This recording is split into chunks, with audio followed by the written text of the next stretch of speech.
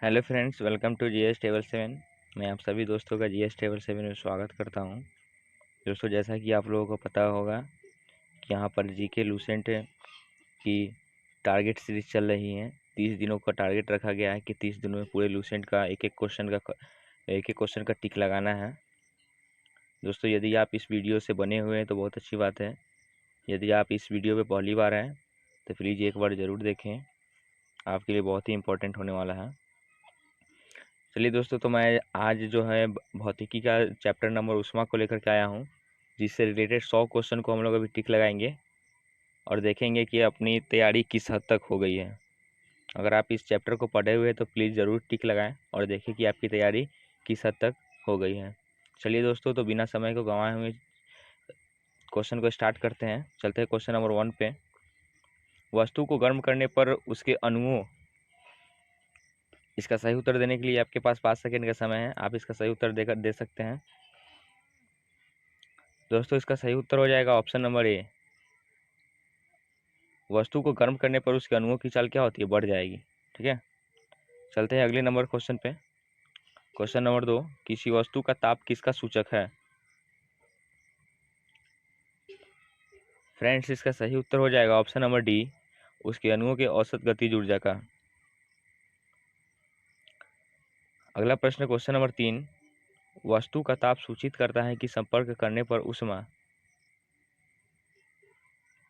सही उत्तर हो जाएगा ऑप्शन नंबर बी, अपेक्षाकृत कम ताप की वस्तु में उस वस्तु से प्रवाहित होगी। अगला प्रश्न, क्वेश्चन नंबर 4, किसी वस्तु के ताप में वृद्धि का अर्थ है कि वस्तु की। सही उत्तर हो जाएगा ऑप्शन नंबर डी, ऊष्मीय ऊर्जा बढ़ गई है। फ्रेंड्स, यदि आप इस वीडियो में नया है ना तो प्लीज़ इस वीडियो के साथ बने रहें और आने वाले 30 दिनों में मैं गारंटी लेता हूँ कि पूरे लूसेंट को मैं ख़त्म कर दूंगा। चलते हैं अगले नंबर क्वेश्चन पे। क्वेश्चन नंबर 5, जब किसी वस्तु को ठंडा किया जाता है तब उसके अणुओं। सही उत्तर हो जाएगा ऑप्शन नंबर बी, की चाल घट जाती है। अगला प्रश्न, क्वेश्चन नंबर 6, ऊष्मा एक प्रकार की ऊर्जा है जिसे कार्य में बदला जा सकता है। इसका प्रत्यक्ष प्रमाण सबसे पहले किसने दिया? सही उत्तर हो जाएगा option number B, Rumford. Rumford. अगला प्रश्न, क्वेश्चन नंबर 7, किस वैज्ञानिक ने सर्वप्रथम बर्फ के दो टुकड़ों को आपस में घिसकर पिघला दिया? सही उत्तर हो जाएगा ऑप्शन नंबर सी, डेवी। अगला प्रश्न, क्वेश्चन नंबर 8, जब किसी कार्य ऊष्मा में बदलता है या ऊष्मा कार्य में बदलती है तो किए गए कार्य एवं उत्पन्न ऊष्मा का अनुपात एक स्थिरांक होता है जिसे ऊष्मा का यांत्रिक तुल्यांक कहते हैं। इसका मान होता है। सही उत्तर हो जाएगा ऑप्शन नंबर डी, उपयुक्त सभी। अगला प्रश्न, क्वेश्चन नंबर 9, निम्न में कौन सही है? फ्रेंड्स, इसका सही उत्तर हो जाएगा ऑप्शन नंबर ए, W/Q बराबर J। चलते हैं क्वेश्चन नंबर 10 पे। क्वेश्चन नंबर 10 है कि जब कुछ पानी का लगातार मंथन किया जाता है तब उसका ताप बढ़ जाता है इस क्रिया में। दोस्तों, इसका सही उत्तर हो जाएगा ऑप्शन नंबर सी, यांत्रिक ऊर्जा का रूपांतरण ऊष्मीय ऊर्जा में होता है। अगला प्रश्न, क्वेश्चन नंबर 11, वाष्प इंजन में उबलते हुए जल का तापमान किस कारण से उच्च हो सकता है? दोस्तों, इसका सही उत्तर हो जाएगा ऑप्शन नंबर सी, बॉयलर के अंदर उच्च दाब होता है। अगला प्रश्न, क्वेश्चन नंबर 12, शीतकाल में हैंडपंप का पानी गर्म होता है क्योंकि। दोस्तों, इसका सही उत्तर हो जाएगा ऑप्शन नंबर बी, पृथ्वी के भीतर तापमान वायुमंडल के तापमान से अधिक होता है, जिस कारण से हैंडपंप जो होती है गर्म पानी देती है। देखिए, ये SSC 2011 में पूछा गया क्वेश्चन है। ठीक है, चलते हैं अगले प्रश्न, क्वेश्चन नंबर 13, निम्नलिखित में से कौन सा ऊष्मा का यूनिट है? सही उत्तर हो जाएगा ऑप्शन नंबर ए, जूल। ऑप्शन नंबर ए, जूल। 14, इनमें से कौन ऊष्मा का मात्रक नहीं है? सही उत्तर हो जाएगा option number D, degree Celsius. अगला प्रश्न क्वेश्चन नंबर 15, ताप का ऐसा ही मात्रक है। सही उत्तर हो जाएगा ऑप्शन नंबर ए, kelvin. Question number 16, 1 kilo calorie ऊष्मा का मान होता है। सही उत्तर हो जाएगा ऑप्शन नंबर सी, 4.2 गुने 10⁻³ जूल।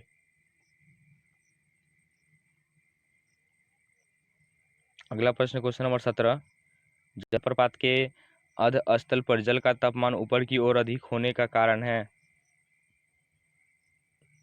दोस्तों सही उत्तर हो जाएगा ऑप्शन नंबर, गिर रहे जल की गतिज ऊर्जा ऊष्मा में बदल जाती है।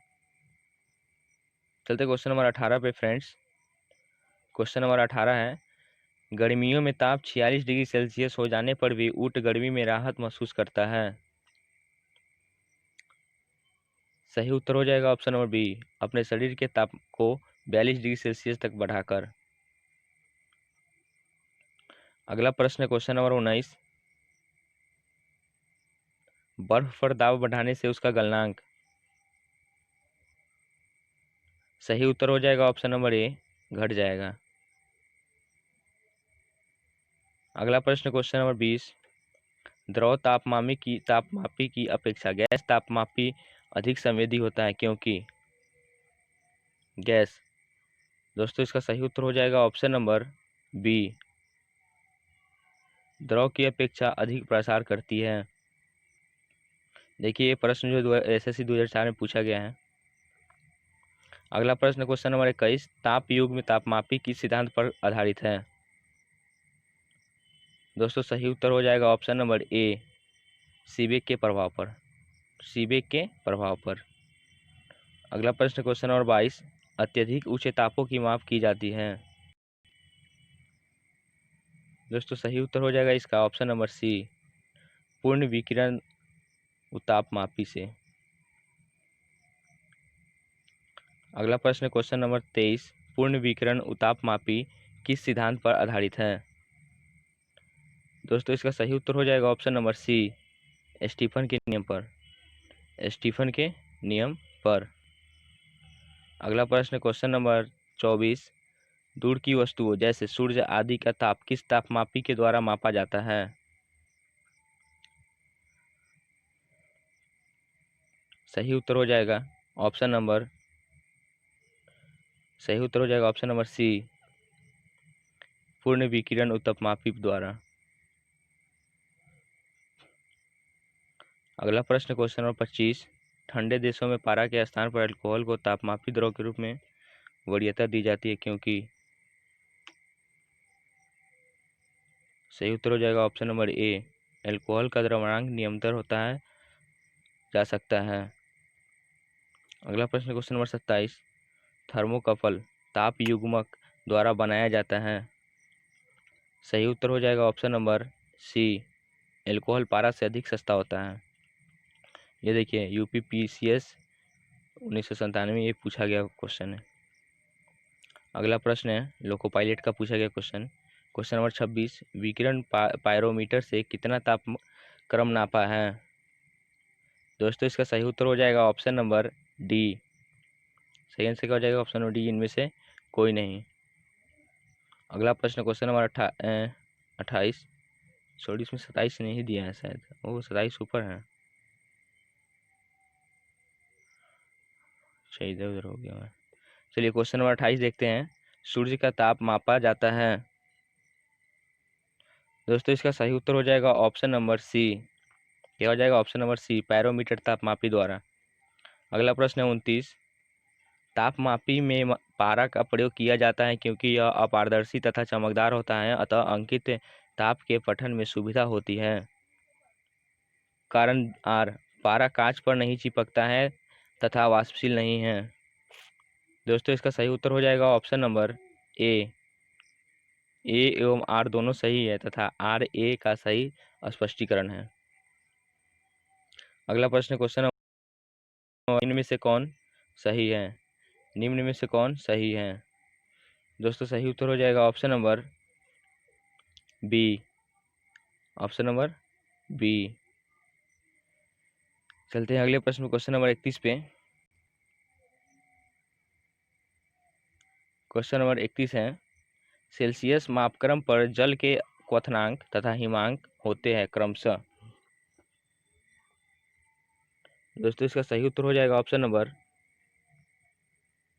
सही उत्तर क्या हो जाएगा option number B, 100 degree Celsius पर तथा 0 डिग्री सेल्सियस पर। अगला प्रश्न क्वेश्चन नंबर 32, ताप के सेल्सियस पैमाने पर परम शून्य ताप होता है। सही उत्तर हो जाएगा ऑप्शन नंबर डी, क्या हो जाएगा ऑप्शन नंबर डी, सॉरी यहाँ पे क्या हो जाएगा option number D, -273 degree Celsius. अगला प्रश्न क्वेश्चन नंबर 33, केल्विन मान से मानव शरीर का सामान्य ताप है। दोस्तों इसका सही उत्तर हो जाएगा option number D, 310। Question number 34, कितना तापमान होने पर पाठ्यांक सेल्सियस और फ़ारेनहाइट तापमापियों के में एक ही होंगे। फ्रेंड्स इसका सही उत्तर हो जाएगा ऑप्शन नंबर ए, -40 डिग्री, -40 डिग्री।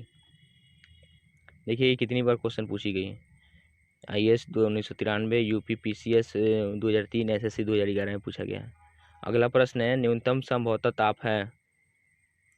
दोस्तों इसका सही उत्तर हो जाएगा ऑप्शन नंबर ए, क्या हो जाएगा ऑप्शन नंबर ए, -273 डिग्री सेल्सियस। अगला प्रश्न है, फ़ारेनहाइट स्केल पर किसी वस्तु का ताप 212 डिग्री फ़ारेनहाइट है, सेल्सियस पैमाने पर उस वस्तु का ताप होगा। सही उत्तर हो जाएगा option number C, 100 degree Celsius. क्या हो जाएगा सही उत्तर 100 डिग्री सेल्सियस। अगला प्रश्न है 37, सेल्सियस पैमाने का 0 डिग्री फ़ारेनहाइट स्केल के कितने डिग्री के बराबर होगा। सही उत्तर हो जाएगा ऑप्शन नंबर बी, 32 डिग्री। क्या हो जाएगा 32 डिग्री। अगला प्रश्न क्वेश्चन नंबर 38, मानव शरीर का तापमान 98.6 डिग्री फ़ारेनहाइट होता है, सेल्सियस स्केल पर यह कितना होगा। सही उत्तर हो जाएगा option number C, 37 degree Celsius. क्या हो जाएगा 37 डिग्री सेल्सियस। अगला प्रश्न क्वेश्चन नंबर 39, फ़ारेनहाइट मापक्रम पर सामान्य वायुमंडलीय दाब पर उबलते पानी का ताप होता है। दोस्तों इसका सही उत्तर हो जाएगा option number D, 212 degree Fahrenheit. अगला प्रश्न 40, दिल्ली में जल का क्वथनांक 100 डिग्री सेल्सियस है, तो मसूरी में जल का तापमान क्या होगा। दोस्तों इसका सही उत्तर हो जाएगा option number B, 100 degree Celsius से कम। क्या हो जाएगा 100 डिग्री सेल्सियस से कम। अगला प्रश्न है क्वेश्चन नंबर 41, एक मनुष्य का तापक्रम 60 डिग्री सेल्सियस है, तो उसका तापक्रम फ़ारेनहाइट में क्या होगा। RRB, ASM और गुड्स गार्ड में पूछा गया प्रश्न है। सही उत्तर हो जाएगा ऑप्शन नंबर ए, 140 डिग्री फ़ारेनहाइट। अगला प्रश्न है, किसी मनुष्य के शरीर का सामान्य तापक्रम होता है।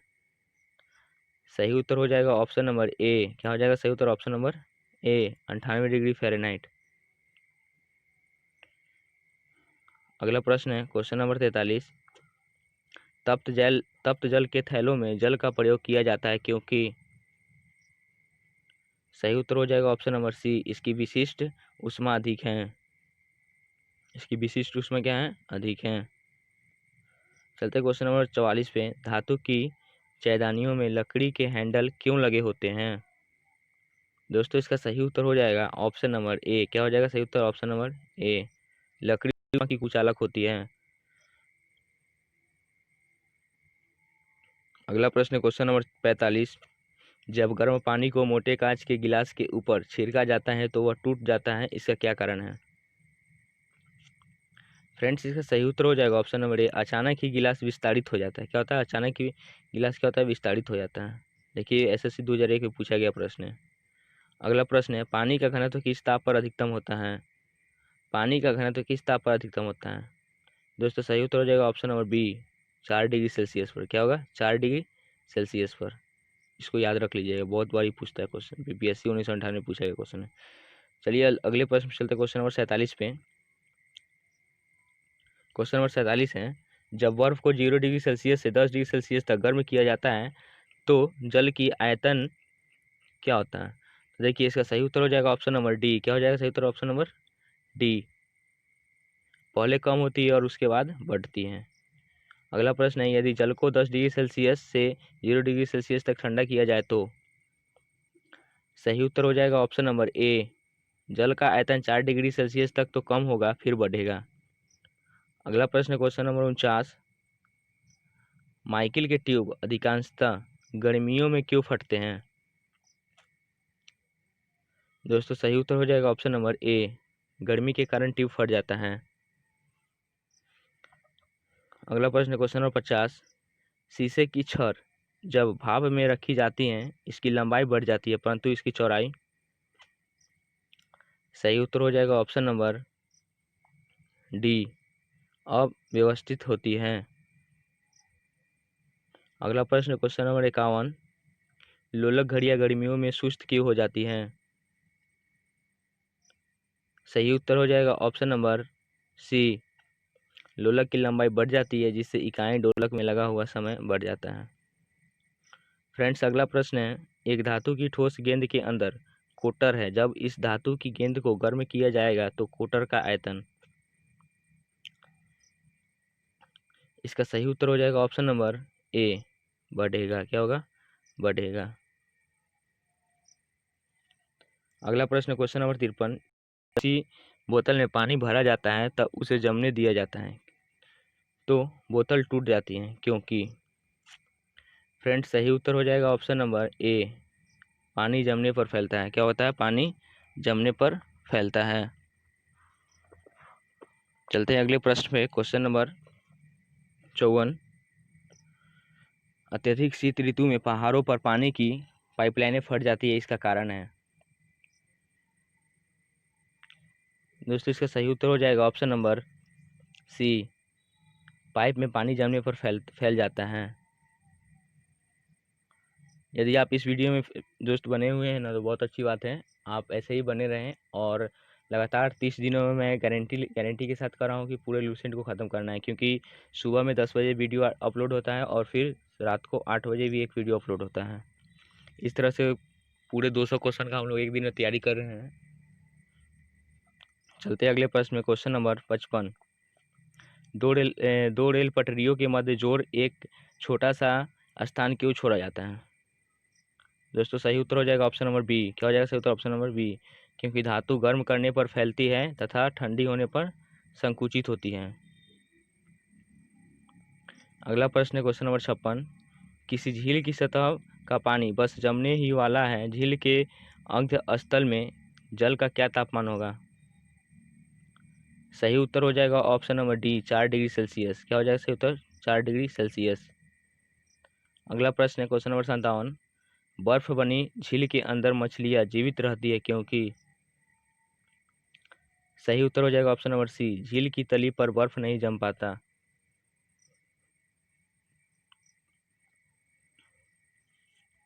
चलते हैं अगले प्रश्न में, क्वेश्चन नंबर 58 पे। क्वेश्चन नंबर 58 है, ऊष्मा के संचरण की विधि है? सही उत्तर हो जाएगा ऑप्शन नंबर डी, उपयुक्त सभी, चालन, संवहन और विकिरण। चालन, संवहन और विकिरण ये सभी है। अगला प्रश्न क्वेश्चन नंबर 59, ऊष्मा के संचरण की किस विधि में पदार्थ के अणु एक स्याय से दूसरी स्याय तक स्वयं नहीं जाते हैं? दोस्तों इसका सही उत्तर हो जाएगा ऑप्शन नंबर ए। क्या हो जाएगा? ऑप्शन नंबर ए, चालन। क्या हो जाएगा? चालन। अगला प्रश्न क्वेश्चन नंबर 60, द्रवों तथा गैसों में ऊष्मा का हस्तांतरण निम्नलिखित में से किस विधि द्वारा होता है? सही उत्तर हो जाएगा ऑप्शन नंबर बी, संवहन। क्या हो जाएगा? सही उत्तर संवहन। अगला प्रश्न क्वेश्चन नंबर 61, विद्युत केतली में पानी गर्म होता है? दोस्तों इसका सही उत्तर हो जाएगा ऑप्शन नंबर बी। क्या हो जाएगा? संवहन के कारण, संवहन के कारण। ठीक है। अगला प्रश्न क्वेश्चन नंबर 62, सूर्य की ऊष्मा पृथ्वी पर निम्नलिखित में से किस प्रकार संचार माध्यम से आती है? दोस्तों इसका सही उत्तर हो जाएगा ऑप्शन नंबर बी। क्या हो जाएगा? ऑप्शन नंबर बी, विकिरण के कारण। ठीक है, विकिरण की मदद से आती है। अगला प्रश्न क्वेश्चन नंबर 63, ऊष्मा के हस्तांतरण की किस विधि में माध्यम आवश्यक नहीं है? दोस्तों सही उत्तर हो जाएगा ऑप्शन नंबर सी, विकिरण। अगला प्रश्न क्वेश्चन नंबर 64, ऊष्मा संचरण की वह विधि जिसमें माध्यम के कण गति नहीं करते हैं कौन सी है? सही उत्तर हो जाएगा ऑप्शन नंबर, सही उत्तर क्या हो जाएगा? ऑप्शन नंबर सी, विकिरण। अगला प्रश्न है, ऊष्मा का सबसे अच्छा चालक है, ऊष्मा का सबसे अच्छा चालक है।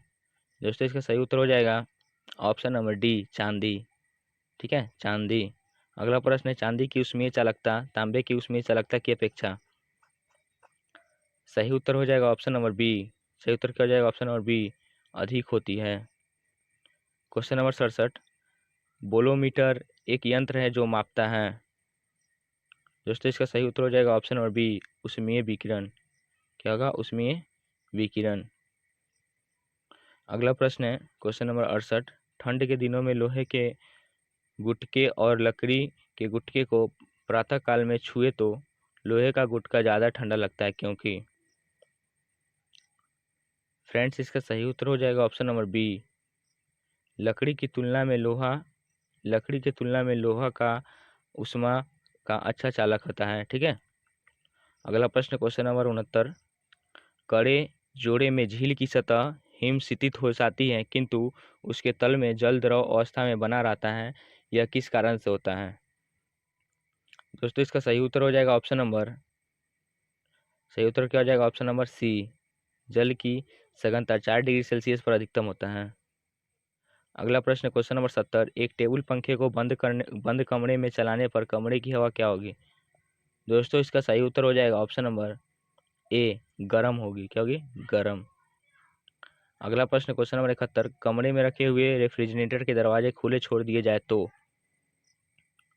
सही उत्तर हो जाएगा ऑप्शन नंबर सी, कमरा धीरे धीरे गर्म हो जाएगा। क्या होगा? कमरा गर्म हो जाएगा। चलते हैं क्वेश्चन नंबर 72 पे।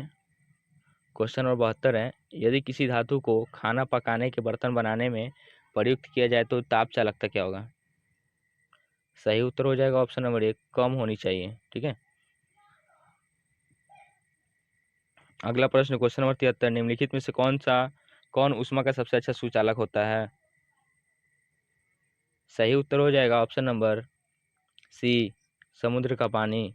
क्या होगा? समुद्र का पानी। अगला प्रश्न क्वेश्चन नंबर 74, आणविक संगठन के द्वारा ऊष्मा का संप्रेषण क्या कहलाता है? दोस्तों इसका सही उत्तर हो जाएगा ऑप्शन नंबर बी, संवहन। अगला प्रश्न है क्वेश्चन नंबर 75, निम्नलिखित द्रवों में कौन सा ऊष्मा का बहुत अच्छा चालक है? सही उत्तर हो जाएगा ऑप्शन नंबर ए, पारा। क्या हो जाएगा सही उत्तर? ऑप्शन नंबर ए, पारा। अगला प्रश्न क्वेश्चन नंबर 76, सूर्य विकिरण का कौन सा भाग सोलर कुकर को गर्म कर देता है? सही उत्तर हो जाएगा ऑप्शन नंबर बी, औरक्त, औरक्त किरण। क्वेश्चन नंबर 77, शीतकाल में कपड़े हमें गर्म रखते हैं क्योंकि। दोस्तों इसका सही उत्तर हो जाएगा ऑप्शन नंबर डी, शरीर की ऊष्मा को बाहर जाने से रोकते हैं। क्वेश्चन नंबर 78, धूप से बचने के लिए छाते में रंग संयोजक निम्न में से कौन सा सबसे उचित है? सही उत्तर हो जाएगा ऑप्शन नंबर बी, ऊपर सफेद नीचे काला।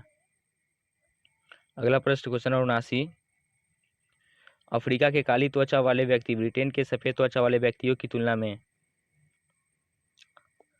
ऑप्शन नंबर ए सही उत्तर हो जाएगा, अधिक गर्मी महसूस करते हैं। ठीक है। अगला प्रश्न क्वेश्चन नंबर 80, सुबह का सूरज इतना गर्म नहीं होता जितना दोपहर का, क्योंकि। दोस्तों इसका सही उत्तर हो जाएगा ऑप्शन नंबर डी, सुबह के समय सूरज की किरणों को अंतरिक्ष में अधिक दूरी तय करनी पड़ती है। ठीक है। अगला प्रश्न क्वेश्चन नंबर 81, काले वस्त्रों के मुकाबले श्वेत वस्त्र शीतल क्यों होते हैं? दोस्तों इसका सही उत्तर हो जाएगा ऑप्शन नंबर बी, उनके पास जो भी प्रकाश पहुंचता है उसे वो परावर्तित करते हैं।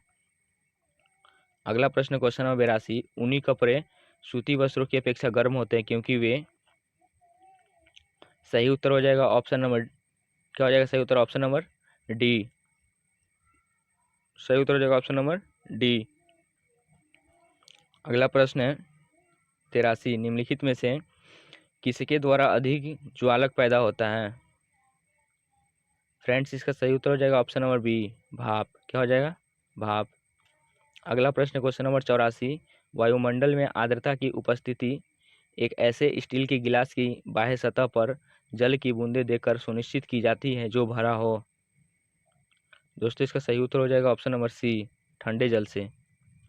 अगला प्रश्न क्वेश्चन नंबर 85, अच्छे उत्सर्जक अच्छे अवशोषक होते हैं, यह नियम है। सही उत्तर हो जाएगा ऑप्शन नंबर ए, किरचॉफ का नियम। किसका है? किरचॉफ का नियम। अगले प्रश्न पे चलते हैं, क्वेश्चन नंबर 86 पे। क्वेश्चन नंबर 86, किसी कृष्णिका के एकांक पृष्ठीय क्षेत्रफल से प्रति सेकंड उत्सर्जित विकिरण ऊर्जा उसके परम ताप के चतुर्थ घात के अनुक्रमानुपाती होती है, यह नियम है। तो दोस्तों यह नियम जो है किसका मालूम है आप लोग को? सी, स्टीफन का नियम है। किसका है? स्टीफन का नियम। अगला प्रश्न है, स्टीफन का विकिरण विकिरण नियम है। सही उत्तर हो जाएगा ऑप्शन नंबर सी। सही उत्तर क्या जाएगा? Option number C. अगला प्रश्न, क्वेश्चन नंबर 88, किसी वस्तु के ठंडे होने की दर वस्तु तथा उसके चारों ओर के माध्यम के तापांतर के अनुक्रमानुपाती होती है, यह नियम है। तो दोस्तों यह नियम जो है न्यूटन के शीतलन का नियम है। किसका है? न्यूटन के शीतलन का नियम। इस प्रकार से ऑप्शन नंबर ए क्वेश्चन सही हो जाएगा। अगला प्रश्न है न्यूटन का क्वेश्चन नंबर 89, न्यूटन का शीतलन नियम लागू तभी होता है जब। तो दोस्तों इसका सही उत्तर हो जाएगा ऑप्शन नंबर ए, ताप में अंतर बहुत ज़्यादा न हो। अगला प्रश्न क्वेश्चन नंबर 90, गर्म जल 90 डिग्री सेल्सियस से 80 डिग्री सेल्सियस तक ठंडा होने में 10 मिनट लेता है, तो 80 डिग्री सेल्सियस से 70 डिग्री सेल्सियस तक ठंडा होने में लेगा। तो दोस्तों इसका सही उत्तर जो हो जाएगा ऑप्शन नंबर सी हो जाएगा। क्या हो जाएगा? सी, 10 मिनट से अधिक लेगा। ठीक है। अगला प्रश्न क्वेश्चन नंबर 91, थर्मस फ्लास्क के आविष्कारक हैं।